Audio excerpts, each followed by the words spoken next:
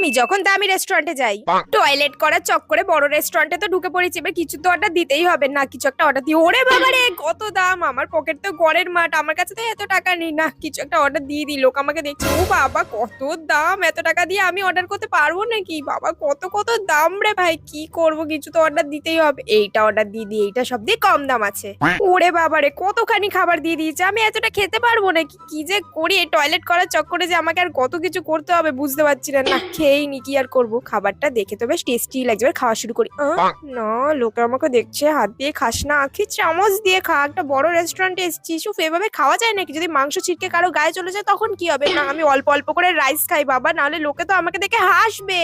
দূর বাবা, চামচ দিয়ে এভাবে খাওয়া যায় নাকি? হাত দিয়ে খেলেই তো ভালো হতো। দূর। খাওয়া দাওয়া শেষ, এবার বিলটা দেখি। ওরে বাবা রে, কত টাকা বিল হয়ে গেছে! টয়লেট করতে এসেছে, আমার এত টাকা খরচ হয়ে যাবে আমি কোনোদিনও ভাবিনি। আমি আর কোনোদিনও বড় রেস্টুরেন্টে আসবো না, ব্যাং।